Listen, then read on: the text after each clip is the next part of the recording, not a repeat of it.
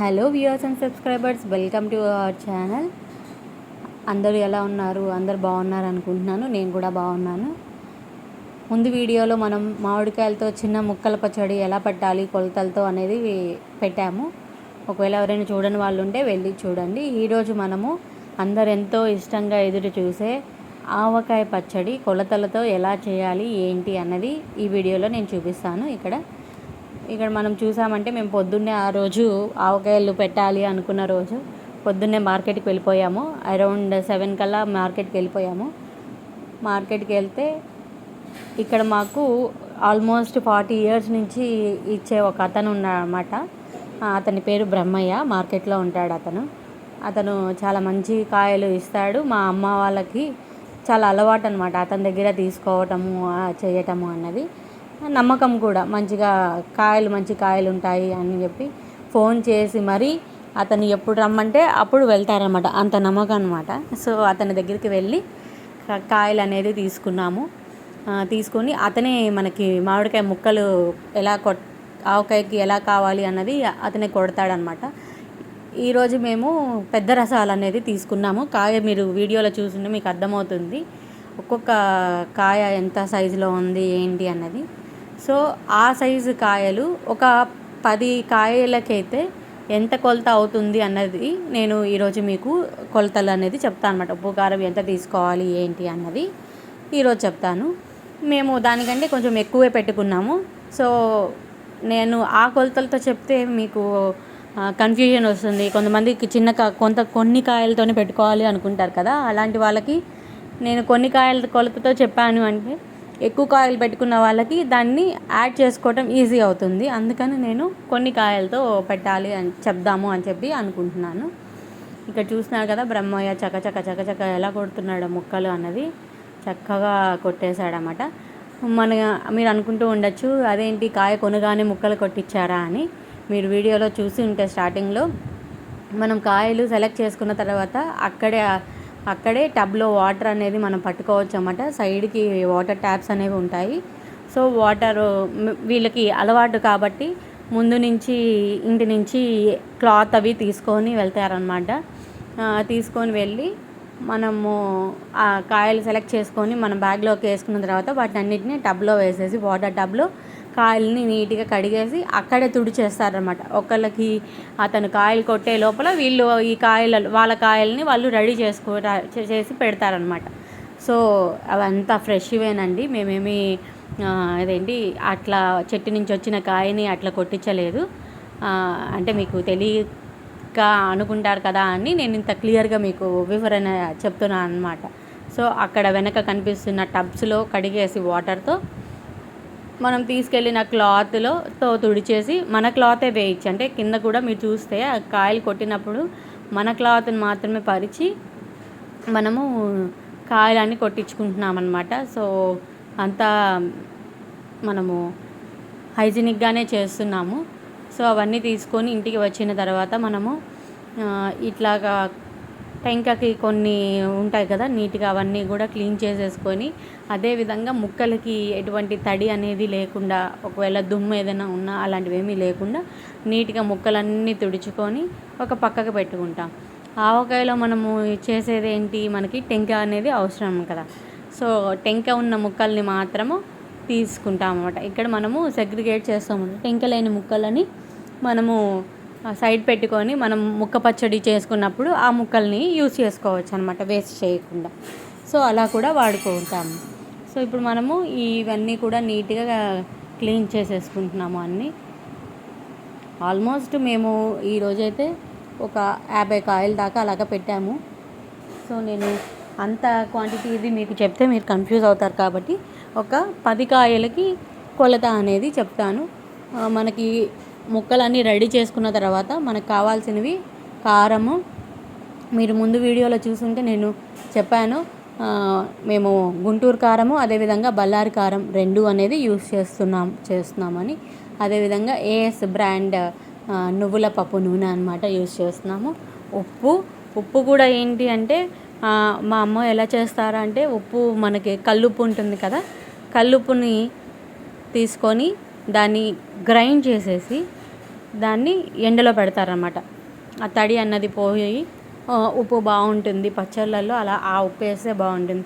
ఈ అయోడైజ్డ్ ఉప్పులు అవి కాకుండా టాటా సాల్ట్లు ఇట్లా ఈ బ్రాండ్ ఇట్లా కాకుండా మన కల్లుప్పు, పాత రోజుల్లో అందరు వంటకి కల్లుప్పే వాడేవాళ్ళు కదా. సో మా అమ్మగారు కూడా అలాగే అలవాటు తనకు కూడా. సో తను కల్లుప్పుని మిక్సీలో గ్రైండ్ చేసేసి పౌడర్ లాగా చేసేసి దాన్ని కొంచెంసేపు ఎండలో పెట్టేసి ఆ ఉప్పుని యూస్ చేస్తారనమాట. సో ఇప్పుడు 10 కాయలకి కొలత వచ్చేసి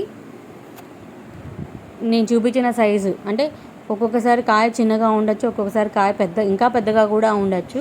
సో మీరు చూసుకొని అకార్డింగ్లీ చేసుకోండి.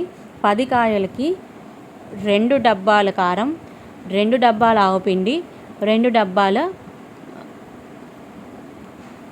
కారం, ఆవపిండి, ఉప్పు, 2 డబ్బాల ఉప్పు. డబ్బా అంటే అక్కడ నేను చూపిస్తున్నాను కదా, అర్ధ పాలు పోసే వాళ్ళకి తెలుస్తుంది ఆ డబ్బా అన్నది. సో ఆ డబ్బా మనం బియ్యం అది కోల్చుకుంటాం కదా అది. సో ఆ డబ్బాలతో మనము ఈ కొలత అనేది తీసుకుంటాం అన్నమాట. సో ఇక్కడ మేము బళ్ళారి కారము, గుంటూరు కారం అది 2, అంటే అది ఒకటి ఇది ఒకటి అట్లా, లేదా అది 1.5 వేస్తే బళ్ళారి కారం, గుంటూరు కారం 1.5 వేస్తే ఒక హాఫ్ బళ్ళారి కారం, అలాగా వేసుకుంటూ చేసుకుంటున్నాము అనమాట. సో అదేవిధంగా ఆవపిండి, ఆవాలని మంచిగా నూనె లేకుండా వేయించేసి దాన్ని మిక్సీ చేసి పొడిగా చేసి పెట్టుకున్న ఆవపిండి. అదే మీరు 20 కాయలు తీసుకున్నారనుకోండి, దీనికి డబల్ అనమాట. నేను చెప్పిన కొలతకి డబల్ అవుతుందన్నమాట. సో మీరు చూసుకొని, కొంతమందికి ముక్కలు తక్కువగా ఉండి ఊట ఎక్కువగా ఉంటే ఇష్టం, అలాంటప్పుడు కొంచెం ఎక్కువ కూడా యాడ్ చేసుకోవచ్చు. మనం ఎక్కువ యాడ్ చేసుకుంటున్న కొద్దీ మనము కొలత అనేది చూసుకుంటూ యాడ్ చేసుకున్నామంటే మనకి ఉప్పు ఎక్కువ అయిపోవడం కానీ లేదా కారం ఎక్కువ అయిపోవడం కానీ అలా కాకుండా ఉంటుందన్నమాట. ఇప్పుడు ఇక్కడ మొత్తం ఒక గిన్నెలో కావాల్సిన అంత నేను మీకు చెప్పినట్టు మేము ఎక్కువ కాయలు పెట్టుకున్నాం కాబట్టి దానికి సరిపడా ఉప్పు, కారం, అదేవిధంగా ఆవపిండి అదంతా కూడా ఒక గిన్నెలో వేసుకొని అదంతా కూడా బాగా మిక్స్ అయ్యేలాగా కలుపుతున్నాం అన్నమాట. సో అవన్నీ బాగా మిక్స్ అయ్యేలాగా కలిపిన తర్వాత మనము ఏం చేస్తామంటే కొంచెం నూనె వేసుకొని ఫస్ట్ వేరే గిన్నె కూడా పెట్టుకోవాలి కదా మనం ఈ కలిపిన ముక్కలు అన్నీ పెట్టడానికి. సో ఆ గిన్నెలో కొంచెం ఆయిల్ వేసి, అంటే ఎంటీ గిన్నె కాకుండా కొంచెం అడుగున ఆయిల్ వేసి, తర్వాత కొంచెంగా ఆయిల్ మనం కలుపుకున్న ఆ కారంలోకి కొంచెం ఆయిల్ని వేస్తూ కొన్ని ముక్కల్ని వేస్తూ, అంటే ప్రతి ముక్కకి కూడా ఆ ఉప్పు, కారాలు, అదేవిధంగా ఆయిల్ అన్నీ పట్టే విధంగా కలుపుతున్నారనమాట. ఇప్పుడు మీకు చూస్తూ ఉంటే వీడియోలో అర్థమవుతుంది ఎలా కలిపి ఎలాగ ముక్కలు అనేది పెడుతూ ఉన్నాము ఏంటి అన్నది. సో అలాగా కొంచెం ఆయిల్, ఒక 4-5 ముక్కలు అలా వేసి ఆ ముక్కలు ప్రతి ముక్కకి కూడా మనకి అప్పుడు ఇలా కలిపామంటే ఏమవుతుందంటే ప్రతి ముక్కకు కూడా మనకి అన్నీ సమానంగా పడతాయి అన్నమాట. ఉప్పు, కారాలు అన్నీ కూడా మంచిగా పడతాయి. ఆ కలిపిన ముక్కలన్నీ వేరేగా పెద్ద ఒక టబ్ లాంటి దాంట్లో పెట్టుకున్నామంటే, ఎందుకంటే మనం ఇవన్నీ ఇట్లా కలిపి పెట్టుకొని ఒక 3 days అలా పక్కన పెట్టేసేయాలి. సో మంచిగా మూత ఉన్నది, క్లీన్గా ఎలాంటి తడి అనేది లేకుండా ఉండేలాంటి టబ్ అనేది ఒకటి చూసుకొని ఆ టబ్లోకి ఇలాగా మనము అన్ని ముక్కలకి పిండి పట్టేలాగా కలిపి మనము ఆ టబ్లో పెట్టుకోవాలన్నమాట. ఏంటంటే పచ్చళ్ళలో కొంచెం నీళ్ళు తగలకూడదు కదా, నీళ్ళు తగిలాయంటే పచ్చడి అనేది పాడైపోతుంది. సో మనం ఈ చేసే ప్రాసెస్లో ఎక్కడ కూడా తడి అనేది లేకుండా మన చేతులకు కానీ మనం యూస్ చేసే వెజల్స్ కానీ అన్నిటికి కూడా నీళ్ళు అనేది లేకుండా జాగ్రత్తగా చూసుకొని మనము ఇలాగా ఈ పచ్చళ్ళు అనేది పెట్టుకోవాలి. సో మీరు చూస్తున్న విధంగా ఇలాగా అన్ని ముక్కలకి బాగా కోట్ అయ్యేలాగా చేసుకొని ఇట్లా మనం ఒక పెద్ద కంటైనర్లో కనుక పెట్టి దానిపైన మనము కనుక ఆయిల్ అనేది వేసాము అంటే చక్కగా వేసేసి మనము ఆయిల్ ఇక్కడ మీకు ఇందాక మీకు చెప్పిన కొలత ప్రకారం మీకు 1 లీటర్ ఆయిల్ అనేది పడుతుంది. మేమేమో ఏఎస్ బ్రాండ్ నువ్వుల పప్పు నూనె అనేది యూస్ చేస్తున్నాము.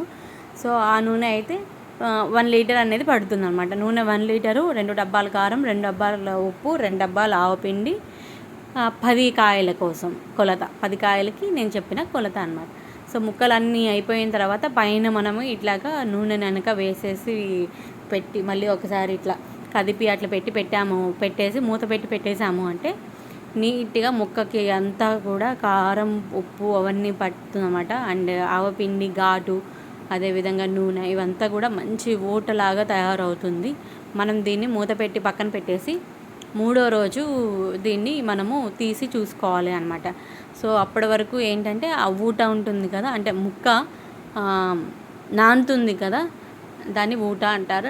నాని అంటే ఇట్లా మెత్తపడుతుంది కదా ముక్క, ఉప్పు కారం అది వేసినప్పుడు వచ్చే టేస్ట్ అవన్నీ కూడా మనకి 3rd డే అనేది చూసుకుంటామన్నమాట. 3rd డే అనేది ఒకసారి ఓపెన్ చేసుకొని మనము మొత్తం కలుపుకొని మొత్తం ఇదంతా కూడా ఒక పెద్ద బౌల్కి వేసుకున్నాము అంటే ఇప్పుడు మనం ఇవన్నీ కూడా మూత పెట్టేసి పక్కన పెట్టేసుకొని 3rd డే నేను చెప్పేది 3rd డే కనుక ఓపెన్ చేసి ఇదంతా కూడా ఒక పెద్ద గిన్నెలోకి లేదా ఒక పెద్ద టబ్లోకి వేసుకొని మొత్తం బాగా కలుపుకోవాలి. ఇక్కడ చూసారు కదా, మీరు చూస్తే ముక్కకి ఎలా పట్టింది, ఆయిల్ అంతా ఇట్లా బయటకి వచ్చి మనం వేసిన ఉప్పు కారం ఆవపిండి అదంతా కూడా మంచి గ్రేవీలాగా మంచిగా అసలు అన్ని ముక్కలకి పట్టి ఎంత బాగుంది చూడండి. సో మనము 3 రోజుల తర్వాత తీస్తే మన పచ్చడి ఇలా కనిపిస్తుంది అనమాట. సో ఈరోజు మనము ఒకసారి మొత్తం అంతా కలుపుకొని పచ్చడిని అంతా బాగా కిందకి మీదకి అంతా కలుపుకొని చక్కగా దీన్ని మనము వేసుకొని ఆ వేడి అన్నం పెట్టుకొని అన్నంలో చక్కగా ఆవకాయ వేసుకొని తిని ఎలా ఉందో రుచి చూసి, ఒకవేళ మనకి ఏమన్నా సాల్ట్ ఏదైనా తగ్గింది అంటే ఇప్పుడు అడ్జస్ట్ చేసేసి పెట్టేసుకుంటే వేడి అన్నంలో ఆవకాయ తింటుంటే ఉంటుంది. ఆహా, అసలు చాలా బాగుంటుంది. సో నేను చెప్పిన కొలతలతో కనుక మీరు చేసుకున్నారంటే మీ పచ్చడి కూడా సూపర్గా వస్తుంది. మీ అందరికీ ఈ వీడియో నచ్చింది అనుకుంటున్నాను. నచ్చితే కనుక లైక్ చేయండి, షేర్ చేయండి, సబ్స్క్రైబ్ చేసుకోండి. మరిన్ని మామిడికాయ పచ్చళ్ళు ఇంకా రెసిపీస్ రెడీగా వస్తాయి తొందరలో. సో మీకు ఈ వీడియో మీ దాకా రావాలి అంటే మీరు సబ్స్క్రైబ్ చేసుకున్నారంటే మన ఛానల్ని నేను ఇలా వీడియో పెట్టగానే మీకు అలా నోటిఫికేషన్ వస్తుంది. ఓకేనా? మరొక మంచి వీడియోతో మళ్ళీ కలుద్దాం. మీరేవే పచ్చళ్ళు పెట్టుకున్నారు ఏంటి అన్నది కామెంట్ సెక్షన్లో నాకు కామెంట్ చేయండి. Have a nice day. Bye. మీకు కూడా ఒక ముద్ద పెడుతున్నాను, తినేసేయండి. బాయ్.